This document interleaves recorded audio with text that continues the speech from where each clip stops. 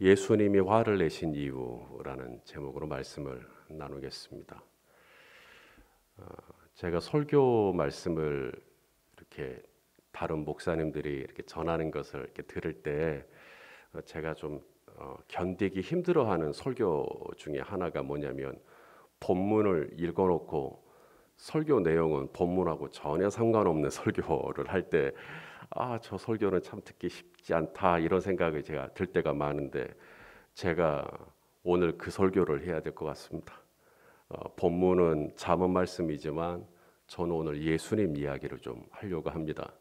오늘 본문 말씀을 제가 준비하다가 보니까 이제 하나님이 이제 2절에 보면 왕의 진노가 나오죠. 하나님이 왕이시잖아요.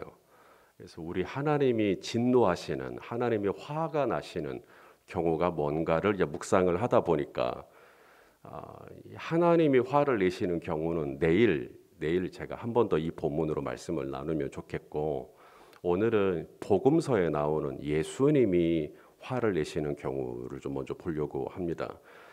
그렇게 하는 것이 순서가 좋을 것 같아서 오늘은 예수님이 복음서에서 언제 화를 냈는지를 좀 먼저 보려고 합니다. 자, 복음서에 보면 예수님이 제일 먼저 화를 내시는 경우가 바로 종교 지도자들의 외식입니다. 이 바리새인과 이 서기관들을 이제 종교 지도자들의 이제 대표적인 한 부류로 보고, 그들에게 예수님이 이제 화 있을진저, 그래서 예수님이 화를 막 내시는데, 화를 내시는 이유가 뭐냐면 그들의 외식 때문이거든요. 우리 마태복음 23장 13절 말씀을 우리 한번 읽어보겠습니다. 시작. 화 있을진저 외식하는 서기관들과 바리새인들이여, 너희는 천국문을 사람들 앞에서 닫고 너희도 들어가지 않고 들어가려 하는 자도 들어가지 못하게 하는도다. 예수님께서 화가 나신 겁니다. 이 종교 지도자들의 외식 때문입니다. 외식이라는 말이 겉과 속이 다른 겁니다. 그게 외식이죠. 강단 위와 강단 아래가 다른 겁니다. 사람들 앞과 그리고 사람들이 없는 곳에서의 삶이 다른 거죠. 그게 외식입니다. 예수님은 누가 나를 보든 안 보든, 누가 내 얘기를 듣든 안 듣든, 누가 나랑 같이 있든 내 옆에 지금 아무도 없든 한결 같기를 원하시죠. 그런데 이 바리새인과 서기관들이 외식을 할 때 예수님이 화를 내셨다라는 겁니다. 우리 하나님께서 가장 기뻐하시는 인물 중에 한 명이 누구냐라고 하면 다윗을 꼽을 수 있습니다. 내가 이새의 아들 다윗을 만나니 내 마음이 합하다. 왜 그렇게 다윗을 기뻐하셨을까? 자, 시편에 보면 그런 말씀이 나오거든요. 시편 78편 72절 다윗에 대한 이야기입니다. 읽어보죠. 시작. 이에 그가 그들을 자기 마음의 완전함으로 기르고 그의 손의 능숙함으로 그들을 지도하였도다. 이에 그가, 다윗의 이야기입니다. 다윗이 이스라엘의 왕이 되어서 그 마음의 완전함으로 이스라엘을 다스렸고 그 손의 능숙함으로 이스라엘을 지도했다라는 이야기인데요. 여기서 이 마음의 완전함, 이게 참 놀라운 번역 아닙니까? 마음이 어떻게 완전합니까? 마음의 완전함으로 지도자의 역할에 감당했다라는 건데, 이게 영어로 인테그리티입니다. 인테그리티가 뭐냐면 겉과 속이 일치하는 것을 이야기합니다. 공중, 사람들 앞과 그리고 그 다음에 개인적인 삶, 공적인 사적인 삶이 하나님 앞에서 똑같았다는 이야기예요. 사람들 앞에서는 막 좋은 말하고 또 개인적인 삶으로 들어와서는 개차반 같이 그렇게 산 게 아니라 이게 똑같았다는 거죠. 하나님 앞에서나 아니면 사람 앞에서나 똑같았다. 그래서 하나님께서 다윗을 참 좋아하셨던 겁니다. 왜냐하면 다윗은 이중 인격자가 아니었던 거죠. 다윗도 실수가 있었죠. 다윗도 실수가 있었지만 다윗은 하나님 앞에 회개하고 그 실수를 딛고 그 마음의 완전함으로 나아갔다는 점에서 참 훌륭한 부분이라고 할 수가 있습니다. 이 다윗이 어떻게 사람들 앞과 그다음에 사람들이 없는 곳에서의 삶이 인테그리티 할 수 있었을까? 또 시편에 또 다윗이 또 이런 고백을 합니다.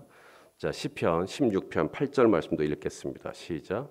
내가 여호와를 항상 내 앞에 모시며 그가 나의 오른쪽에 계심으로 내가 흔들리지 아니하리로다. 자, 다윗이 항상 누가 앞에 있어요? 다윗은 하나님이 내 앞에 있는 거예요. 그걸 코람데오라고 하는데요. 그러니까 다윗이 흔들리지가 않았던 겁니다. 사람 앞이라고 해서 이렇게 하고 다니고 그렇게 할 수가 없었던 게 뭐냐면 항상 여호와가 내 앞에 있으니까. 사람이 지금 내 옆에 없어도 주님은 내 앞에 계시잖아요. 아멘입니까? 항상 하나님은 내 앞에 계시잖아요. 그러니까 흔들리지 않고 변함없이 있을 수 있었다. 하나님은 내 개인의 삶과 그리고 사람들에게 보여주는 삶 사이에서 늘 한결같은 삶을 살기를 얼마나 중요하게 그 부분을 여기는지 이 종교 지도자들의 외식을 신랄하게 비판하고 화를 내시는 장면에서 예수님이 이 부분을 굉장히 중요하게 여기시는구나라는 것을 알 수가 있습니다. 또 하나 예수님이 화를 내신 경우가 있는데요. 이번엔 제자들입니다. 종교 지도자들이 아니라 제자들에게 화를 내시는데, 제자들에게 언제 화를 내셨나? 제자들의 믿음이 떨어질 때, 제자들의 믿음이 약해질 때, 예수님을 끝까지 신뢰해야 되는데 예수님을 신뢰하는 믿음이 약해질 때 어찌하여 두려워하느냐 이 믿음이 적은 자들아, 막 이러면서 화를 내셔요. 기억나시죠? 자, 우리 한번 보십시다.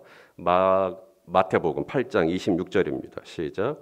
예수께서 이르시되 어찌하여 무서워하느냐 믿음이 작은 자들아 하시고 곧 일어나사 바람과 바다를 꾸짖으시니 아주 잔잔하게 되거늘. 그럼 바람하고 바다만 꾸짖었구나. 제자들은 옆에서 바람하고 바다를 꾸짖는 예수님의 모습을 보면서 바람과 바다만 꾸짖는 게 아니라 마치 제자들을 꾸짖은 것 같은 느낌을 받지 않았을까요? 또 하나가 있습니다. 마가복음 9장 19절 말씀도 보겠습니다. 시작. 대답하여 이르시되 믿음이 없는 세대여 내가 얼마나 너희와 함께 있으며 얼마나 너희에게 참으리요 그를 내게로 데려오라 하시며. 얼마나 내가 더 참으리요. 화가 나신 겁니다. 이 믿음이 없는 세대요. 그러니까 이 믿음이 떨어지거나 믿음이 약해지거나 믿음이 없거나 너무 예수님은 그 모습이 너무 답답하고 화가 나시는 겁니다. 믿음은 떨어지면 안 되고 안 떨어지면 좋고 떨어지면 어쩔 수 없고 이런 게 믿음이 아닙니다. 주님은 우리가 돈이 떨어졌다고 화를 내시지는 않아요. 믿음이 떨어지면 우리 예수님에게 굉장히 서운한 일입니다. 손 목사, 네가 믿음이 떨어졌구나.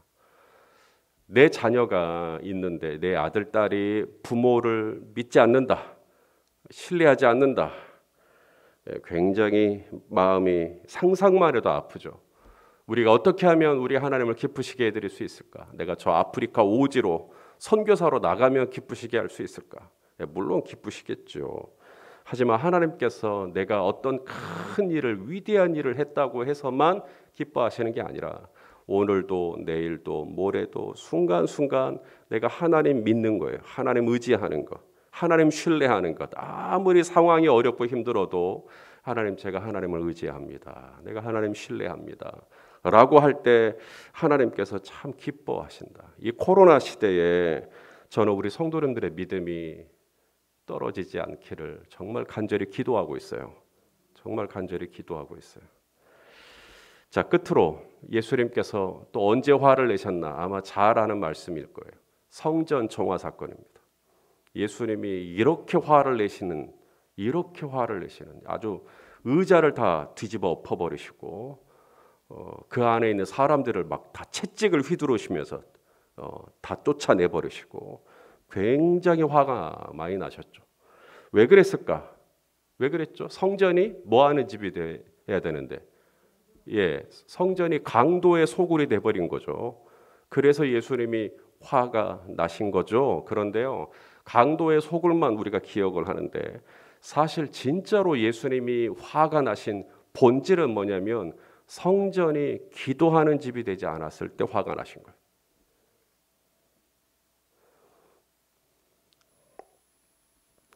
이 코로나 시대에 우리는 자꾸 코로나한테 화가 나요. 이 코로나 때문에 많이 모일 수도 없고, 코로나 때문에 어디 가지도 못하고, 코로나 때문에 장사를 해도 몇 시까지밖에 못한다 그러고, 코로나 때문에 자리도 떨어져서 앉아야 된다 그러고, 이 코로나한테 자꾸 화를 내요.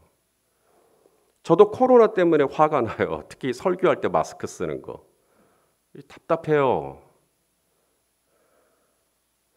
미국은 그렇게 상황이 심각한데도 목사님들 설교할 때 마스크 벗고 하거든요.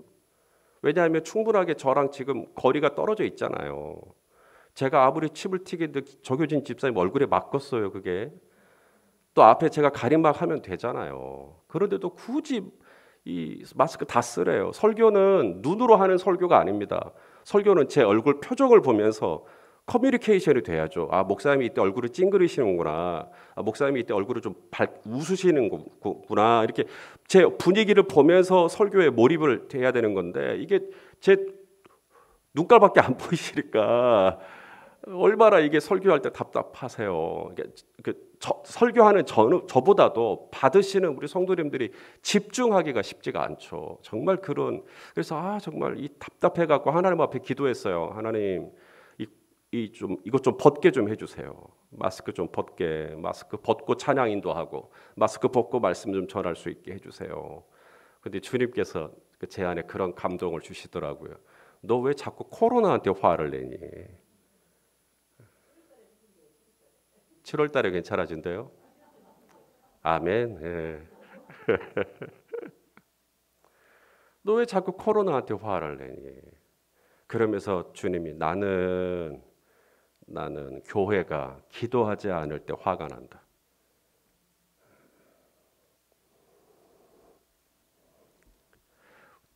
내가 마음이 상하는 거하고 주님이 교회를 바라보면서 마음이 상하는 거 내용이 달라요. 주님은 언제 화가 나시냐면 내 집이 기도하는 집이 돼야 되는데, 내 집이 기도하는 집이 돼야 되는. 기도는 안 하고 자꾸 딴 거래요. 그럴 때 예수님이 너무 화가 나신다. 마스크는 써도 되고 안 써도 돼요. 쓸 수도 있고 안 쓸 수도 있죠. 중요한 건 기도는 해도 되고 안 해도 되는 게 아니잖아요. 기도는 안 하면 그게 죄가 돼요. 기도를 쉬면 죄가 됩니다. 성막을 만들 때 이제 제단이 있죠. 이 제단에 불이 있는데 아론 대제사장에게 하나님께서 명령하셨죠. 이 성막의 제단의 불은 끄면 돼요, 안 돼요? 절대로 꺼지면 안 돼요. 24시간 대낮이라도 성막에 있는 제단의 불은 항상 켜져 있어야 돼요. 자, 우리 레위기 6장 8절에서 9절 말씀인데 한번 읽어보죠. 시작. 여호와께서 모세에게 말씀하여 이르시되 아론과 그의 자손에게 명령하여 이르라. 번제의 규례는 이러하니라. 번제물은 아침까지 제단 위에 있는 석쇠 위에 두고 제단의 불이 그 위에서 꺼지지 않게 할 것이요. 제가 지금 8절하고 9절만 읽었잖아요. 13절까지 읽게 되면 제단의 불이 꺼지지 않게 하라는 말이 3번 반복해서 나옵니다.